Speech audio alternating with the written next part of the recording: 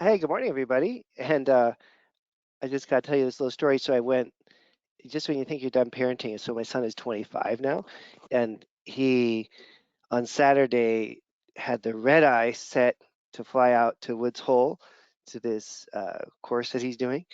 And we spent, I don't know, like 3 or 4 hours trying to pack up his apartment. Anyways, it was a lot of fun. It was the most father-son bonding I've had for a while for him, but I'm very proud of him. So he is now at Woods Hole. Some of you may have heard of this. This physiology, modern cell biology class that's been going on since 1892. Pretty excited for him. It's from 9 in the morning to 10 at night. The top faculty in the world, all these Nobel Prize winners running around, and my son's right in the mix of all that, getting his brain fried. Oldest continually running biology courses in the world. And he's a physicist, right? He's getting his PhD in physics, but he's mixing it up with biology people. So I'm super proud parent there. I'm glad to see him off and running with his scientific career. And we have some labs to look at. Oh, and then a little update on IFM. So we're back from IFM. And, I spent the week speaking with Bob Roundtree, Sandra Zweig, Todd Lepine, Joel Evans. Who else? Oh, Jim Greenblatt. I mean, these are some of the greatest minds of our times. It's kind of like what my son is doing at Woods Hole, but it's, the functional medicine community. And I think that there's, when you I'm not at that level, and I'm smart enough to realize I'm not at that level. But when you talk to people at that level, there's something that comes through, and I just want to point this out. And those of you that are acupuncturists will be like rolling your eyes right now because this is really obvious to you. But let me just show you all here where when you talk to people at that level, they're, I think I could show you with maybe with a Chinese medicine chart. Um, and I've watched each of these doctors do oh, Christine Burke was there. I talked to her for a long time too. I've watched each of these doctors do this, and I think it's like the next level for all of us. So I just want to point it out. Let's just use a Chinese medicine chart to make it easy, but pretend it's a functional medicine thing, okay? Something like this. So we've got in functional medicine, instead of the meridians and organs, we've got body systems. Adrenals, thyroid, female hormones, there's a hormonal system. There's the metabolic system with mitochondria. There's the brain, there's the gut, detoxification pathways. So you imagine a chart like this, but with, a functional medicine overlay. And what I'm convinced and I've seen this consistently with all these top doctors that I just mentioned. They all do the same thing. So when all the really the top people do the same thing, that's pretty significant. And let me show you what that is. So they figure out which of the things. So let's say it's in my system we have like let's call it nervous system, endocrine, just to keep it easy, GI, and detox. Okay. And then you might want to put in, how about methylation? Maybe put an M for methylation, and you could put in a G for glutathione, so you could fill this out quite, with maybe 5, 10, 15 different factors in functional medicine. But what the people at that level do consistently is they find the one lever to move first. So like examples, real life examples, one case with endocrine, just giving progesterone and estrogen, poof, complete case reversal. Another case on this one that I just saw, just boosting up testosterone for a male. That was the avenue in to solve all the different problems. Definitely you see this, and this is kind of trendy now, was with mitochondria. So sometimes just working on the mitochondria and then symptoms resolve. Obviously, oftentimes it's just fixing the GI and then symptoms resolve. In some cases, like you talk to someone like Jim Greenblatt, just fixing the brain, just knocking their anxiety out solves the problem because now they can sleep and then their immune system starts to get better and then their gut gets better like that. And so I think what at the expert level, the super expert level, and these are practitioners that have been practiced for like 30 to 40 years. And on top of that are like were really smart to begin with, you know, and very intuitive and smart. They can hone in on what that one thing is, you know, and I think that's what you guys should be thinking about, you know. And it's not, and the way that I teach it, it's a sequence. We're not talking about any kind of sequence. You're throwing out the neuroendocrine, you know, gut thing. It's not that the adrenals have to come before the gut or any, you're just tossing all that out, because a lot of these cases it's going to be like detox first for sure. You know, often see you get some environmental toxin out of their system and then everything else opens up, or you get the mitochondria working first and everything else opens up. So I think that's like the next level if you really want to explore this field more, is trying to figure out with each patient what's that one lever that you can push in the very beginning that's going to open up all these other things. And it's often counterintuitive. It's often not what you would think it is, you know. All right, let's see. Anyways, it was a great week with IFM. I was there all week. It was pretty cool to hang out with all those people. All right, let's see. Inspirational, I guess you would say. So let us find the labs. There's some really, really good doctors out there, that's for sure. Operate at a really high level. Okay, let's see what we got here.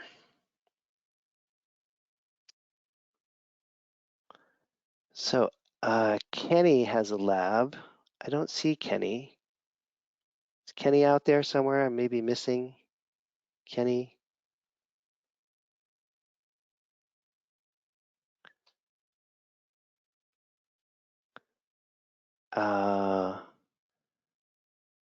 I don't think I see Kenny. Okay, let's grab Alexandra. Alexandra, are you there? Yes, good morning. Thanks for your advice on how to approach things. Yeah, so let's see. I submitted 2 patients, but if we just get to one, that's fine too. Do you have the, Yeah, the 66-year-old. Yeah, I just saw him for the first time. Sorry for the noise. This past Friday. He's been waiting a couple months to get into my practice, and they were so desperate that I put him on the fast track because it takes like 6 months. Yeah, he's very interesting. He was a normal, very healthy, very well connected to his community, to his family, awesome wife, marriage, friends, and he says his brain's on fire. He has body jerks, anxiety, weak, anorexia, brain, all this. And you look at him and you can see he just wants to end it because he doesn't think any doctor will help him because he's seen so many now, and even hospitalized into the emergency room a few times. Yeah, and he tries a story. He says, well, you know, I had a root canal and I went to 2 different dentists and they probably didn't tell them about each other and got put on really strong antibiotics. And then he started feeling fatigued, got tested for Addison's, and during the corticostim test, he just all of a sudden felt out of it with his body just out of control and wanted to just end it and go in front of a truck or something in the street, and was suicidal for like 2 months because of the way he was feeling physically. And then somehow he got out of it, and then it started coming back this past December for like 3 or 4 days the first month, and then again exactly a month later, again for a few days. And then in March, it just has been continuous. And he's been started on Seroquel, he's been started on Lexapro, yeah. He got started on Trazodone, and he just feels like he's drugged, but still feels horrible. So I did his labs and didn't feel like the labs were super helpful, or maybe there's something else going on with this guy. Yeah, and then so I reached out to the Portland Functional Medicine because we have an email, and I said, you know, the wife is just worn out now after 2 months of trying to do like suicide watch with a friend helping. And a person I interviewed for a health coach position who now is over in Portland, Maine, is still following her Portland, Oregon functional medicine serve. And they said, this sounds like me. And I've been sick since August, hospitalized 12 times, and I'm getting diagnosed with SIRS and seeing one of the SIRS experts in my state. This guy sounds like he has SIRS, that everybody thinks you're crazy and you're not. And so she gave me a list of the like complement A3 and 4A and TGF1 and all these immune system labs. And so now that's pending. Yeah, so I was just wanting to put it out there and say, hey, does anybody have any cases like this? And who do you pass on? I looked up for SIRS, on Schumacher's website. Though the practitioners in my town don't like Schumacher, and I'm forgetting why. But there's one practitioner in Oregon and one practitioner in Washington. So I told the wife, I'll order these labs, but I don't really know what I'm doing, and seek out these people. Hopefully they can see you sooner than 2 months or 6 months or whatever it is. And hopefully he can stay alive and not kill himself in the meantime. Yeah, that's, I think in this situation, it's exactly what you said, just like what's the best referral you can make, Yeah. Do Could be you? dental. I mean, there could be 100 different things. I mean, if it started with dental, it could still be dental. Ah, okay. But Okay. here's the thing, like, so like there's a hierarchy in functional medicine, and um, there's some people that are really good at this. I was just hanging out with a whole room full of them. I mean, these people are so good at this. Like they've had like hundreds of cases like this guy, and figured it out. So why not just send them on to that? And I think that, it's something, and yeah, and then I think there's two other. I think there's two other grouping. There's different groupings, right? There's practitioners that want to get to the point where they can fix people like this guy. And I'm totally supportive of that because we need a small number of people like that. But then there's, I think, the bulk of us, 9 out of 10 of us practitioners, they're just, happy to refer these people along for the complex workups and stick with the masses that really need the help. And I think what's happened in conventional medicine is that we've gotten this, systemic imbalance where there's so many specialists because there's so much money in it, and there's so few primary care practitioners that can take the time to talk to patients, that we've got this really distorted specialist heavy system. And that in functional medicine, we want to make sure that there's 9 out of 10 practitioners are just doing really working with the high blood pressure, depression, anxiety, you know, basic kind of cases that are the bulk of Americans that are really sick. And then people like this can just get bumped up to some kind of center of excellence where they're dealing with the really complicated things. And that way you don't have to, or you could try to spend, 6 or 8 months figuring it out, but somebody that's this complicated, it's probably not the best service to provide to the family, because so then it kind of comes down to knowing who to refer to. Exactly. You know, and then those people are all booked out. It's true, but usually within a month or two you can get in. My Yeah. favorite still is Todd Lepine. Todd is so smart. I like he's like Oh, good. I have thrown him so many curveballs, and he just hits everyone out of the park. I came up to him at lunch the other day. He came up to me actually. We were at the same restaurant. He came up and gave me a hug, and I was like, Todd, I just sent you 2 really hard ones. You got them both. Boom, boom. And he's just like, yeah, that's what I do. He's so good too. And he got both of them in the first hour by talking to them. Okay. The first hour, he didn't even do any labs. God damn it. It just pisses me off so much. He got both of these cases nailed in the first hour consult before he did any testing. Now, of course, he went on and did all his testing. He follows through and does all these other things. But it's just his mind's ability to put these factors together is just phenomenal. Anyway, so someone like him, I mean, there's a bunch of people like that. There's probably like, I don't know, 50 or 100 people like him in the US that really can do that. So Todd Lepine, Sanjay Schweig, it's the names I just mentioned. I was just hanging out with Bob Roundtree. Joel Evans is much more on the hormone side, but he still can do complex illness.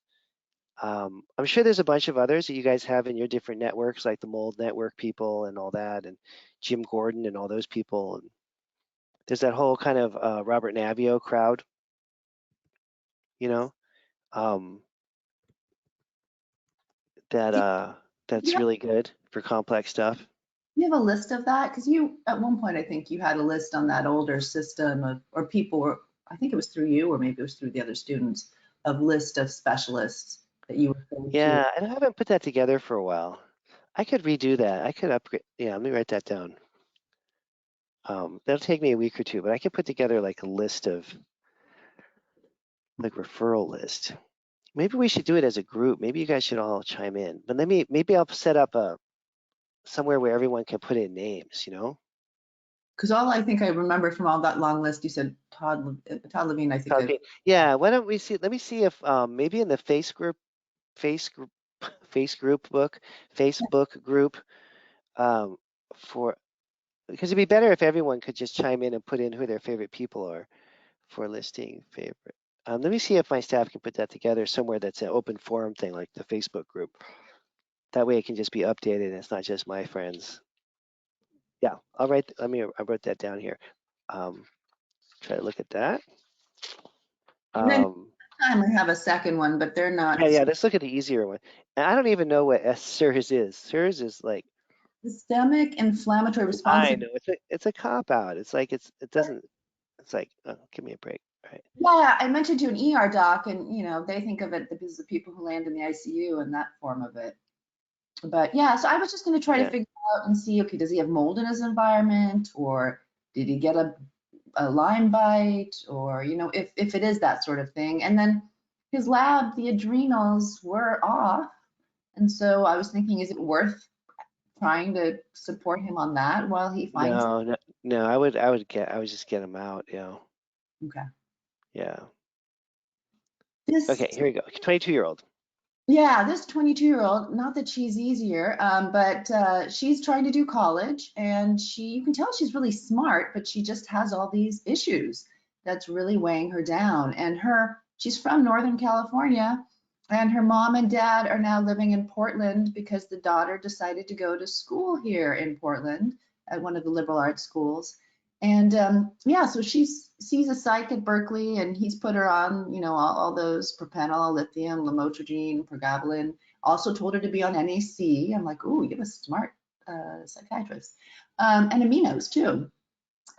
He wasn't quite keen on me wanting to increase her NAC. He was worried about it, and I think I put down, did he say it was gonna work, do some biochemical thing he was worried about, and I listed it down there. But yeah, her top complaints: brain fog, fatigue, cold, all these kind of things. She did have Lyme when she was younger. She did have a concussion. Um, she's had all these things. So again, it's somebody that I ran the labs. There are things that are off. And trying to help her. But she was managing school, and she's messed up her sleep schedule in college. Is very defensive about that, saying everybody wants to correct her sleep. And I'm like, okay, so how can I even fix her cortisol if she's not going to work on her sleep and being defensive? And how do I even tell her when to take it? Because she's sleeping all over the place. Her mom and dad are so sweet, and yeah, so that's kind of it. So she didn't really tolerate, I think, the gut protocol. So we backtracked and are doing the adrenal because they did the test out of order. Now I'm seeing the NutrVal, and yeah, so maybe it's a messy thing, and maybe I should just move her on to somebody, but I wouldn't know who to pass her on to. And I don't mind working with Yeah. him. What this really is like, what do you want your life to be like, kind of thing. If you want to work with patients like this, then you just need to do a ton more advanced training. And then then you don't have to, and you can just refer them out. Where would you, if you wanted to, Or screen them out so that you don't even take them in the first place. Because where would you get advanced training though? good question. Well, let's see. That's a good question. Wow, I don't know. You gotta find someone, that's got a space in their life or their practice that'll just take you in. Right? Because there aren't anything official. It's just, No, and there's only the thing is that, 30 years ago, it was easy. I did this with Timmons and Frieder and all kinds of people, Leibowitz, all kinds of people, because there was hardly any practitioners. So there was see, like 30 years ago, there was a balance. There was like super advanced people and then junior people like me. And the super advanced people were like dying to have junior people around them, you know? So it was easy. I mean, I had 6 years with Timmons. He was like one of the best in the world. But now there's an imbalance, right? Because there's not that many super good people and there's tons of new people coming in. So there's like a kind of a structural imbalance in that. Um, yeah, you have to find someone at that level that's got an opening that can do some kind of mentorship thing, you know, which may be just a, what do you call it? Not an official training, but just like, you know, and usually the thing is that usually they want you to work in their clinic for a few years. That's kind of the typical setup, you know, Mm, and you don't get paid that much and they train you and then you go away when you're ready. Um, uh, but I'd so have I to, don't know your level, you know, that may just not be realistic. yeah. You know, to do so. In which case, you just try to find these people. Like this guy I've been listening to lately. He's really good, Gordon. They're out there, you know. Gordon, you mentioned. Yeah, and you know, there's a handful here. Here, he's really brilliant too. Um, this guy. Where did where does this? That's just a big graphic. Where to go? Here we go. Eric Gordon, Oh, Gordon Medical Associates. These guys are the like Navio kind of mitochondrial people. He's really sophisticated to go. There he is. That guy. Um, and then the ones that I use are Todd Lepine and Sunja Schweig still. I just send everybody to those two. how do you spell Sanja's name? Let's see, Sanja Dr. Schweig here. This guy. Oh, yeah, Him. you with him not that long ago. Okay, yeah, I cannot spell that name. I mean, it's a problem. There's none of most of these people don't really have the capacity to train people because they're so busy dealing with these chronically ill patients, you know. Yeah. Um, Would you mind it's a looking at problem. Nutraval though, just in Yeah, case? let's take a look. Like it's always kind of fun to see the testing. You don't have to be the one. Let me see. Elise knows one of these people. Elise, you there? You know the Gordons? Where'd it go? Oh, Elise, I got you unmuted there. Oh, there you are. Hey, are you there? Yeah. Yeah, they're awesome. They really do very well with complex cases. So if I have a mold case or Lyme case, it's really difficult. I like to refer them out. But they do a lot of the very complex, summits, webinars, those types of things that you sign up for and watch for a week. And I don't know what other training they have, but you can sign up for their summits that they do that are, they'll have like 40 different speakers in a week and you can buy the transcripts. They're great with Oh, complex cases. well, that's the way to get educated if you guys want to get into the more, you know, chronic stuff. Um, Yeah. yeah, you can, but you know, it's hodgepodgey, you know, because you have to do, like Lisa's saying, it's just like one-off things here or there. There he is, just a little bit of an older picture, newer picture. Um, And they expanded their practice. So they brought in Dr. Nafisa Parpia as well. She does a lot of the seminars, but they're great. They're into, if you have a case where somebody is very sensitive to supplements, let's say, or they're having some mast cell reactions, or just the weird stuff. Excuse me, I'm losing my voice. That they're fantastic. yeah, where are these guys located? They're out of San Francisco. Oh, they are. Oh, yeah, that's Yeah. great. Yeah, I'm really impressed by him. Really knows what he's doing. So, anyways, that's a whole nother resource for people. All right, thanks, Elise. Um, That's interesting. I yeah, tried Summit placebo early on before I was really even into functional medicine, and maybe that's why it seemed confusing to me. There were so many different topics, and I would listen to the experts, but then it seemed like it was too specific and too narrow focused. But okay. yeah, okay, let's see. Here is this one. Her adrenals did look interesting to me, but just because her DHEA was so darn high. Um, so I just put her on a stage 1 with pregnenolone. Oh, And this is our heavily medicated person, right? this is, well, I'd have to see the This title. is the one that's on all these psych meds, I think. Yeah, this is the 22-year-old. Yeah, so that's a whole nother thing. You have to spend a lot of time trying to figure out if, what supplements are safe to give in terms of drug reactions and all that. Well, yeah, I'm running it by your psych. I'm telling them just run everything by your psychiatrist. Yeah. So then, okay, so do you have specific questions on this or something kind of fun to look at?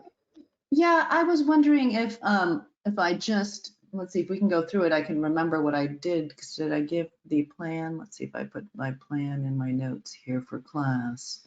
Here it should be here. Let's see. What do I have? Here it is. There's the plan there. Okay. Yeah, so I wrote on the pregnenolone, on fosarine. She had, oh, that's right. On her Nutrival, she did have carbohydrate. She did need help with the carbohydrates. So the lipoic acid, I told her if she could do it, that would be great. Her beta oxidation looked fine. And so down below, I have it like a Nutrival protocol. I did a dysbiosis. I can't remember if she had candida. I think she had a little bit. She also had H. pylori, but she had H. pylori, just the virulence factor was positive, not H. pylori itself. Just a little Yeah, bit. so apropos of what I was saying in the very beginning, you could just forget about everything else for this patient and just do this protocol here. Okay, that's what I was wondering. That's why I wanted to present to you. Give it a few months and then see what the response is like, Or like that case I was mentioning where all they did was fix the testosterone. And that was it. So, Yeah. that's trying to find what's that one in that's really gonna move the needle. So when you yourself try to do that, would you like, while you're waiting for the Nutribal to come back, but you had the adrenal, maybe try the adrenal, and if that doesn't seem to make a difference in a couple of weeks, then switch course to something Yeah, like. yeah. Or even just start here, because this is maybe more complementary for all the medication she's on, Okay. and just see. I Yeah. mean, I guess it's a matter of figuring out, like, in certain circumstances, what are the odds on a given thing working the most, and what's the one thing that you can do? So like when we were in our early 20s, my closest friend, um, Darren went down to LA to like be a guitar player, try to make it as a rock and roll guitar player, which didn't work out. Now he's an engineer at Apple Computer, and he's making tons of money. But in his 20s, he wanted to be a guitar player, rock and roll guitar player.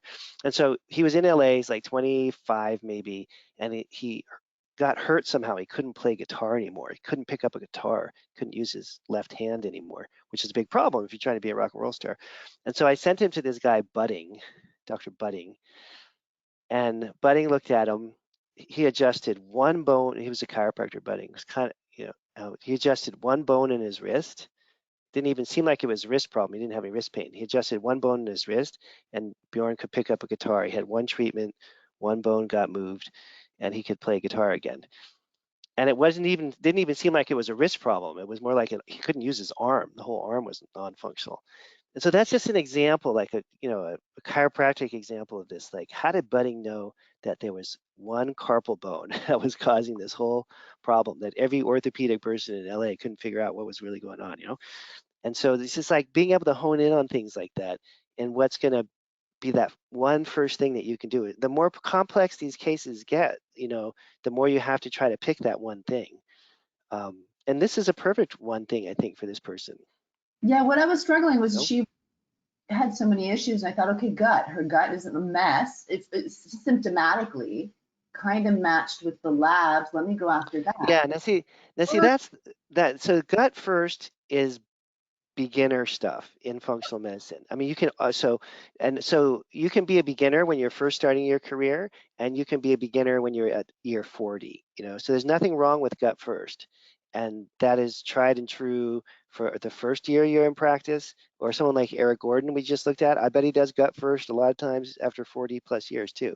So you can never go wrong with gut first. But what I'm saying is kind of, what if it's testosterone first, or what if it's amino acids first? Sometimes it's gut first is a good fallback to always have, but and that's the way they teach it. I think IFM teaches it that way, and there's a reason, because so many things get better when you fix the gut. But there's another level to this, where not that you bypass the gut or ignore it, but sometimes the biggest lever you can pull is, not going to be the gut in the beginning. And that it's just a matter of trying to figure out what that entry point is into these complex cases, Okay. So not even use their symptoms like you use for the chiropractor case, not even trying to figure out which is the biggest symptom as a guide, because that might be wrong too. That never works. That never works. Okay, so like here's my other Todd Lepine story. So like this patient had a seizure, right? Young woman, and incapacitated afterwards. And so in less than an hour, Todd figured out that it was actually a side effect of the birth control that she was on, and that she had a mini stroke. Mm-hmm. And she went through everybody at Stanford. I mean, this person got worked up. Oh, wow. And he figured it out in like 45 minutes, And then when you look at it, then I'm looking at the case, I'm going, oh, well, yeah, she had every symptom of what Todd is saying, but it looked like seizures. If you were just going based on the symptoms, everyone's going seizure. Everyone at Stanford Neurology is, doing this other workup and MRIs and whatever they're doing, So symptoms can be the most potentially misleading variables in all this, depending on how you're looking at the case, Yeah. And especially because most of the time the symptoms are current day, and most of these problems happened in the past. The originating thing happened in the past. So the more that you get present day symptom oriented, the more distorted your thinking usually gets, because it's usually something that happened in the past that triggered a whole series of events.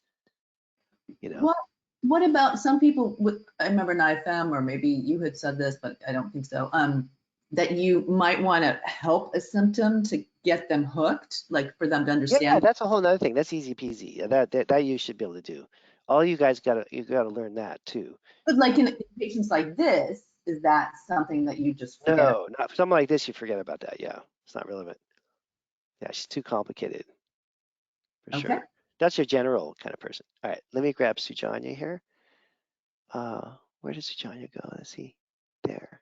Sujanya.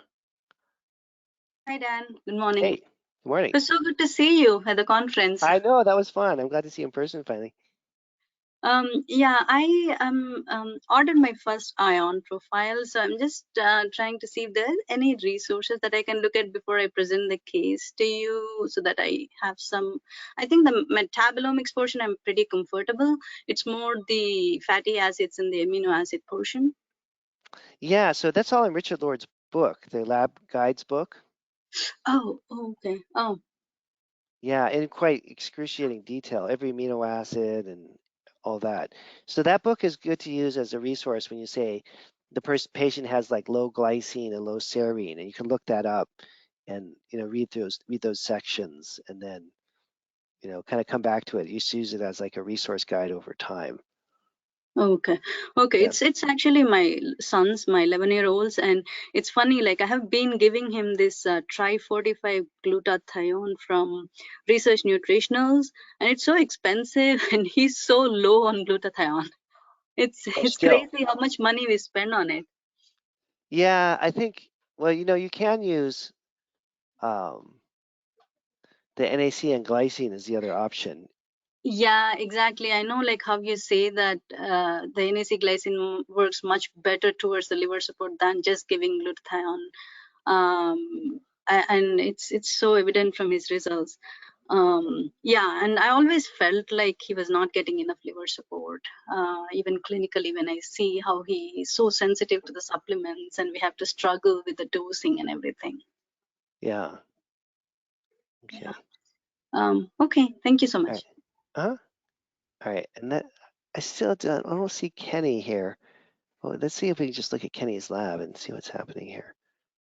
But Kenny's not on the line right now, but let's look at it and see.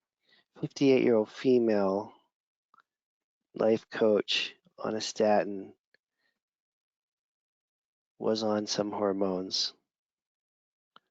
So stubborn weight gain,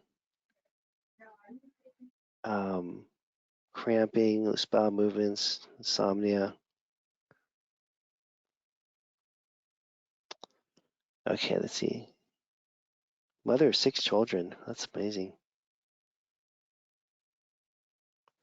All right, let's see. Questions. How would you prioritize program staging for this patient? All right, let's take a look at these and see. This nice set of labs. Maybe we can do like a complete workup here.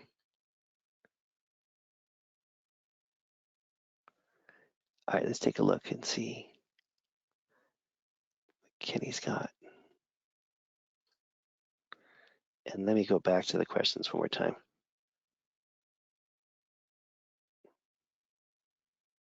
We gotta love this. Patient has a high affinity for supplements and medications, so they work quickly. That's great.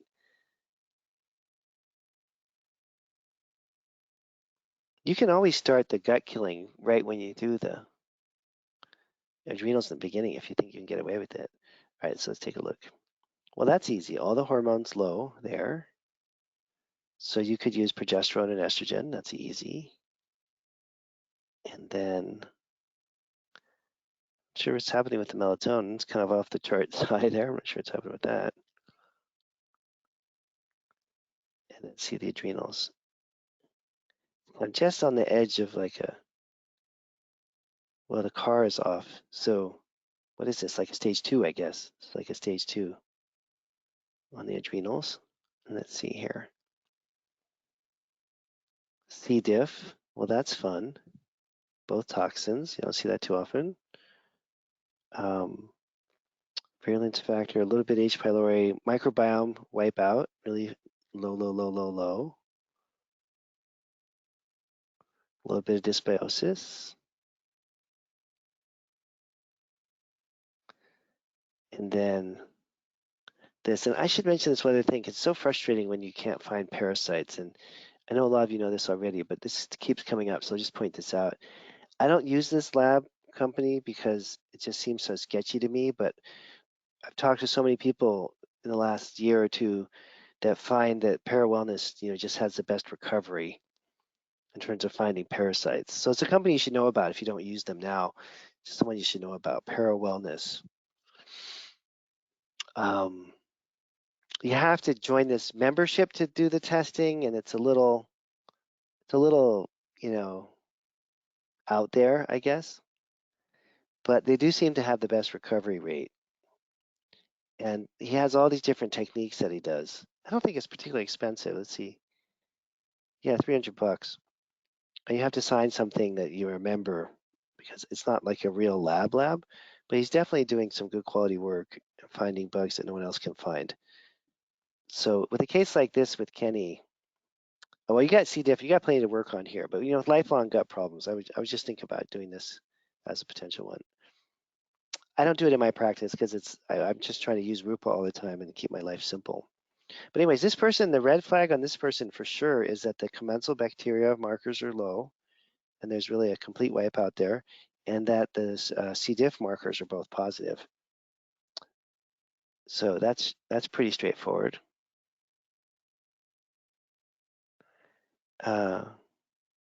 And then let's look at one more here.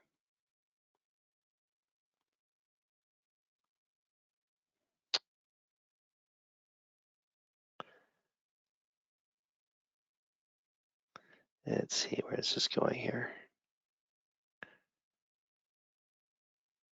So a little bit of dysbiosis, a lot of yeast overgrowth, that would make sense. Some mitochondrial stuff, but not so bad. The detox markers are pretty good. Orotic acid, it's a little high. Some B6 indicators there. But overall not that bad. So let me go back and see here.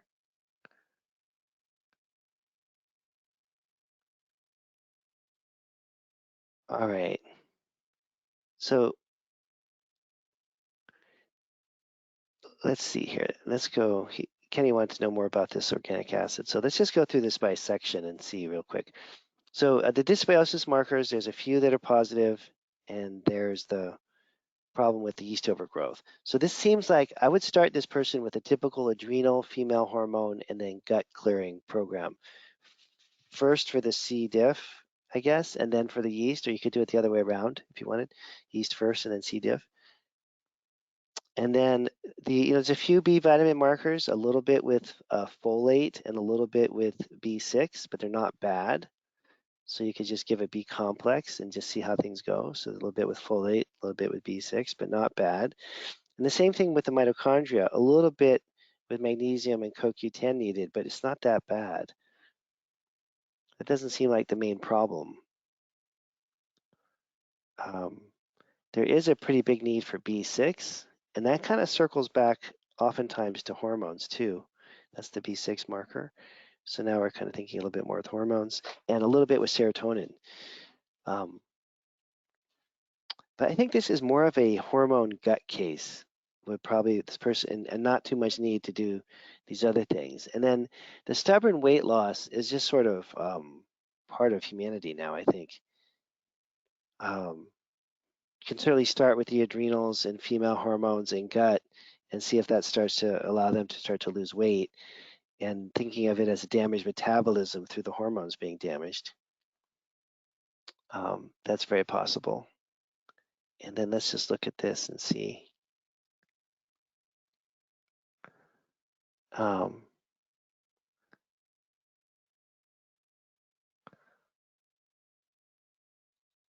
Let me find a program here, sorry.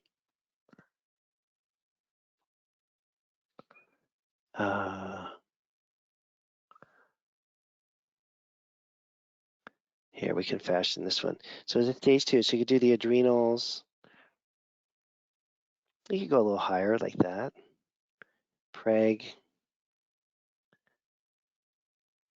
multi-pack, and then if you don't want to do the full adrenal program, you could put right in here the Phyto B, because she had both the low stuff on the hormones, progesterone, estrogen. And for some women, you can take 3 to 7 days a month off. Or other times people take it every day, but it's common for doctors to take the Phyto B out, anywhere from 3 days to 7 days a month. I don't think you need to do this because you could jump right into the gut program. So if it's going to be yeast first, the standard yeast protocol. If it's going to be the C. diff first, then I'll show that one too. So you could either do the standard yeast protocol. Oh, it's right here. Look at that. How convenient. There's the yeast protocol right there. So this, you could do this for 2 to 3 months for yeast, or you could do the C. diff protocol. So that would be S. boulardii.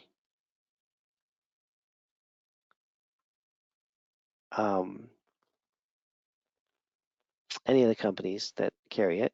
And generally that's done like this. It's for the 2 weeks.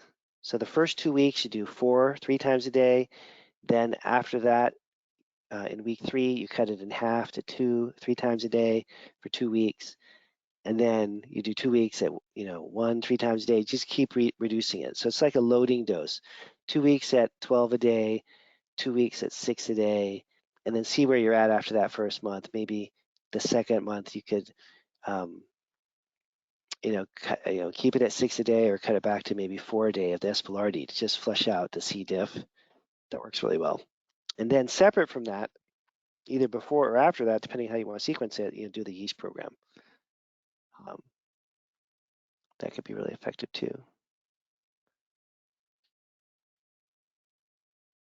All right. Let's see if there are any other questions you guys have. There's no more labs, so anyone else have any questions? Just throw out a question there. Oh, there's many different forms of glutathione. You got to study that. It's very confusing. There's reduced and this kind and that kind, and it's very confusing. You can kind of study that and see. People have different opinions about what's the best form. Pretty strong opinions, All right, let's see. What else? Oh, here.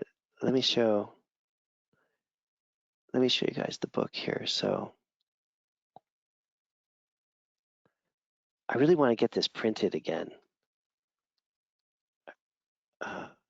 If you, let's see here. So if you type in Richard S. Lord, Laboratory Guides to Health, you can buy it as an Apple book. Then you have to look at it on an iPad or an iPhone or a Mac computer. You can also buy it as a Google Books thing. I think he's charging like $300 for it now. Yeah. And I'm the only person in the world that has a PDF of it. So let me show you here. But I do want to get this printed.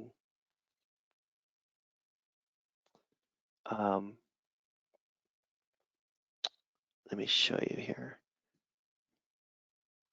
Those of you that don't have it. I'm actually going to buy it from him. He's agreed to sell me the book.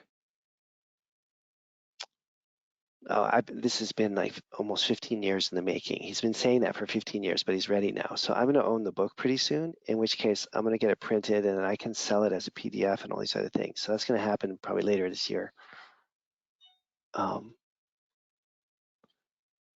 Because he's really determined to just leave it as an iBook because he wants to be able to update it all the time. I finally convinced him to sell it. And you want to hear the cutest thing is, his wife died a long time ago. He got remarried like a month ago. He's 80 something years old. He just got remarried. He's so happy. It's the cutest thing in the world. And I was talking about Richard at IFM, and the people that know realize that really he was really the scientific founder of this field in so many different ways. If Jeffrey Bland was the one out there educating everybody about functional medicine, Richard Lord was the guy in the lab, really developing all the testing. And then everyone just copied him. So here's the topics of the book right here, okay? And then Carolyn mentioned also that she uses the handbook of nutrient assessments constantly. So again, if you guys don't have a copy of that, I guess when I buy the books, I'll buy this one too.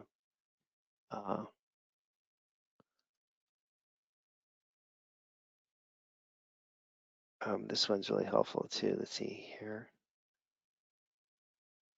Yeah, here, the Handbook of Human Nutrient Assessments. That one's only like $40. Okay, let me grab Jennifer had a question here too, and then we'll wrap it up. Where's Jennifer? There. Jennifer, C. diff question? Yeah. For the S. foulardi, would you use that in all dysbiosis protocols in general or just C. diff specifically? I guess yeah. Oh yeah, so S. foulardi, so I guess I should back up and say, so sometimes C. diff is an immediate referral. If they have blood in their stool or they have a really big GI problem, then they need to see, as a chiropractor, they need to go see a regular doctor and get treated for it. But if it's a chronic C. diff thing and they're not in an emergency room because they're bleeding, then this works really well. Yeah, so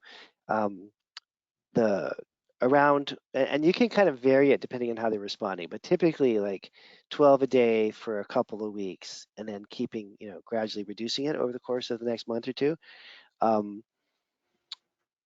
S. boulardii is my #1 selling supplement for all time. So I use S. boulardii, I hate to say with everybody, but a lot.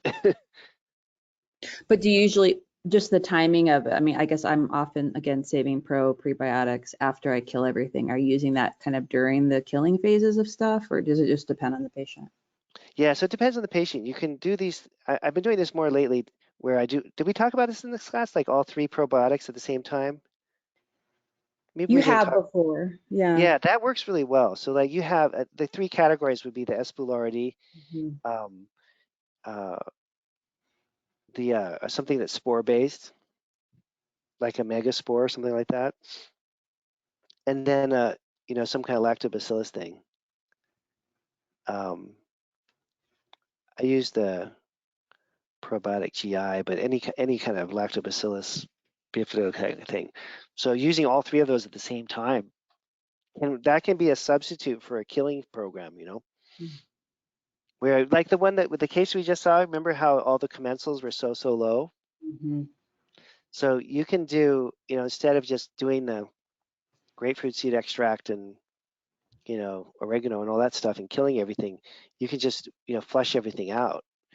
In general, well, the way I always taught this, at least for C. diff, the only way to treat it was with the Sac Boulardii, was either medications, which you try not to do, either medications or the S. Boulardii to physically displace it. But with any dysbiosis type case, you could easily do that S. Boulardii protocol or the all 3 probiotics protocol and just see if you can, resolve it with the high dosages. I mean, it's like a microbiome reset, but instead of killing everything, you're just flooding the system with the good ones. How do you make that call? Often I make that call if they don't tolerate the killing protocol, right? Then I'll just go to all microbiome support.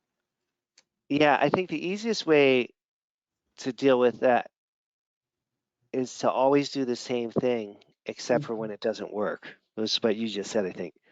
Yeah. Because otherwise you're wondering on every case which way you should go, and you're just going to kind of outguess yourself, Yeah. And then use the lab though to decide maybe how aggressive you're going to be with. Does everybody, do you think, need the 3 probiotics, or I feel like sometimes. No, not at all, not at all. Right? This is the extreme. This is at the outer extreme of bad. Again, maybe that person who has like clearly some microbiome deficiency going on, but many times they're not that bad. Yeah, and in fact, like I think these are pretty accurate. Like you always wonder in functional medicine how accurate are these tests. At least I do all these years. And like I actually think this section on this test is really accurate because it seems to always parallel what I see with the patient. And so this is really the central problem, is the commensals being low. That's really what's letting everything else happen. Have you been using Akkermansia specifically in your protocols more, with Pendulum's products? I've been playing with that, especially. Yeah, that stuff works really well. That stuff works really well. And who was at their booth at IFM? The actor Holly Berry.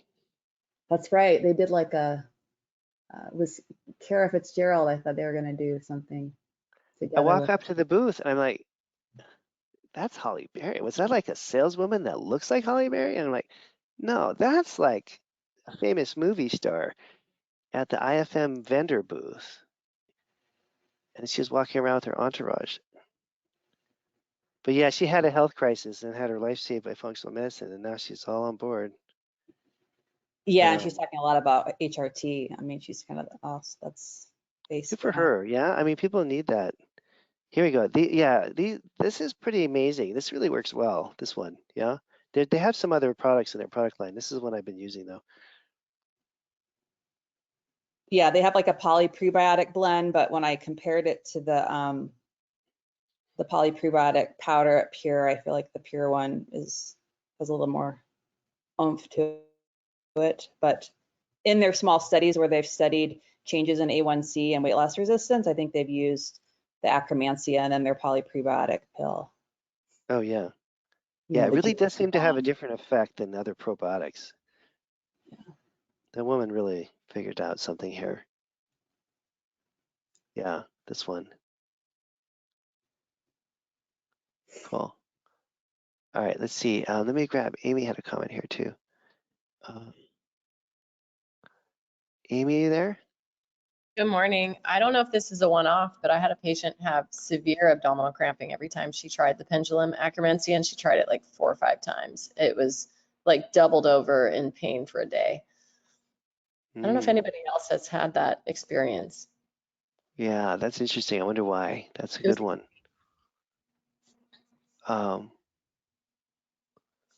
Yeah, Jennifer just said she hasn't had that issue. I haven't yet either. I've been using it a fair amount. Okay, well, that's good to know. Yeah, and it just makes you wonder like why that happened. If you can figure that out someday. But I think a lot of times now that Jennifer's saying SIBO, maybe like I kind of feel like supplement reactions that used to like really seriously bum me out and I would feel like I'd failed.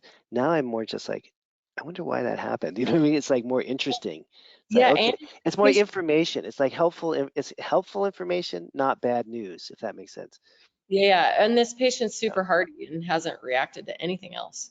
Is Yeah, not so that, yeah, those sensitive people. So it's extra that's more interesting. Then you really want to run like, oh, her microbiome testing, you know, and just see. Yeah, what's but we had going on. already treated the microbiome and she was doing Oh, well. So it was just weird. interesting. All right. Yeah, that might just be a fluky thing. Okay, gang. Hey, thank you, everybody. We'll talk again soon. Bye now.